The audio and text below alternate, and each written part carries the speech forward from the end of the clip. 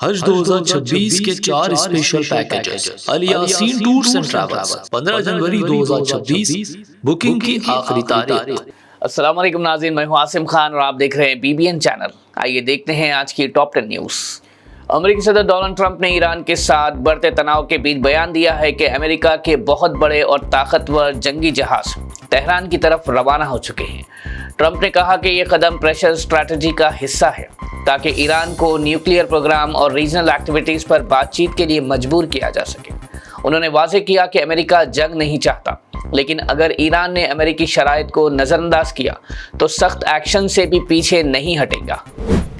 ایران نے امریکہ کے ایران کے خلاف ممکنہ ملٹری ایکشن پر سخت تشویش کا اظہار کرتے ہوئے کہا کہ امریکہ کا ایسا کوئی بھی قدم صرف مڈل ایسٹ ہی نہیں بلکہ پوری دنیا میں نیوکلیئر ٹینشن اور ایسکیلیشن کا سبب بن سکتا ہے۔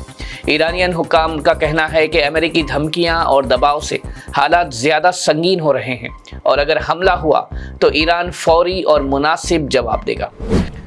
غزہ کی تعمیر پر سیاسی رکاوٹیں ابھی بھی جاری ہیں۔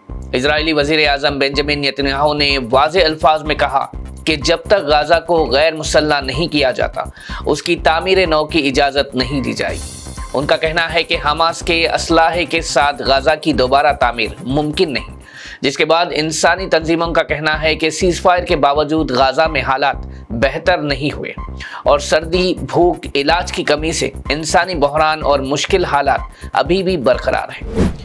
یورپین یونین نے ایران کی اسلامک ریولیوشنری گارڈ کارپس کو ٹیررسٹ تنظیم قرار دینے کا فیصلہ کیا ہے۔ EU کا کہنا ہے کہ IRGC ایران کے اندر سخت ریپریشن، باہر ملک تشدد اور یورپ کے لیے سیکیورٹی خطروں میں ملوث رہی ہے۔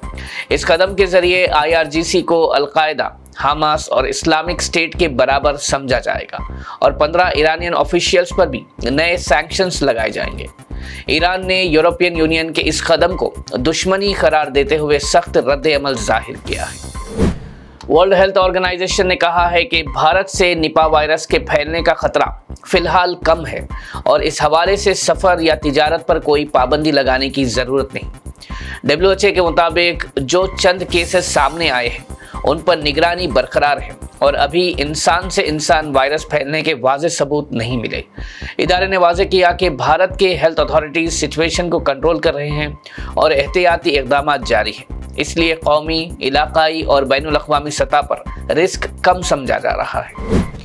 AIUDF کے صدر بدرالدین اجمل نے آسام کے وزیر اعلیٰ ہمنتا بسوا سرما کے بیان پر شدید تنقید کرتے ہوئے کہا کہ یہ رویہ بہت افسوسناک اور بدقسمتی بھرا ہے۔ انہوں نے کہا کہ وہ ادب کے ساتھ ہمنتا بسوا سرما سے گزارش کرتے ہیں کہ اپنے الفاظ واپس لے، ورنہ آسام کے میاں لوگ اس بار ان کی سیاست کی ناؤ پلٹ دیں گے، کیونکہ میاں کمیونٹی کسی سے ڈرتی نہیں ہے۔ بدرالدین اجمل نے کہا کہ صرف اقتدار کے لیے مسلمانوں کی توہین کرنا غلط ہے اور کسی بھی کمیونٹی کی بے عزتی نہیں ہونی چاہیے۔ کرناٹکا حکومت نے آندھرا پردیش اور گوا کے بعد بچوں کے لیے سوشل میڈیا پر پابندیوں کے امکانات پر غور کرنا شروع کر دیا ہے۔ حکومت کا کہنا ہے کہ کم عمر بچوں پر آن لائن کانٹینٹ کے نقصانات کو دیکھتے ہوئے ایج بیسڈ رولز لانے پر چرچا جاری ہے۔ کرناٹکا کے RDPR اور IT منسٹر پریانک کھارگے نے بتایا کہ آسٹریلیا جیسے کچھ ملکوں نے انڈر 16 کے لیے سوشل میڈیا پر پابندی لگائی ہے اور اب کرناٹکا بھی ریسپانسبل یوز اور پاسبل ریسٹرکشنز پر ڈسکشنز کر رہا ہے۔ فی الحال اس سلسلے میں کوئی فیصلہ نہیں لیا گیا، لیکن بچوں کی آن لائن حفاظت کے لیے اس قدم کو اہمیت دی جا رہی ہے۔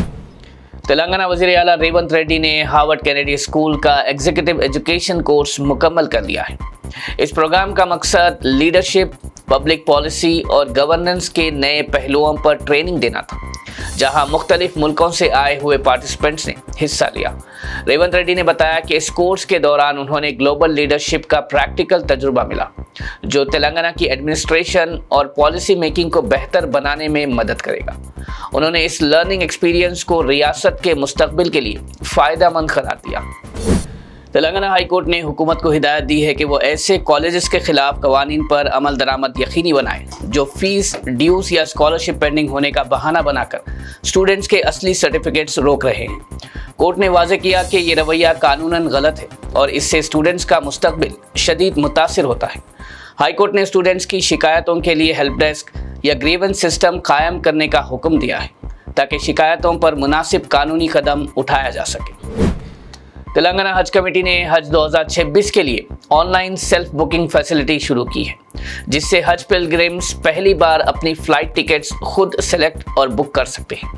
इस फैसिलिटी के जरिए पिलग्रिम्स हज कमेटी ऑफ इंडिया की ऑफिशियल वेबसाइट या हज सुविधा ऐप पर लॉगिन करके डिपार्चर सिटी, डेट और फ्लाइट का ऑप्शन चूज कर सकते हैं।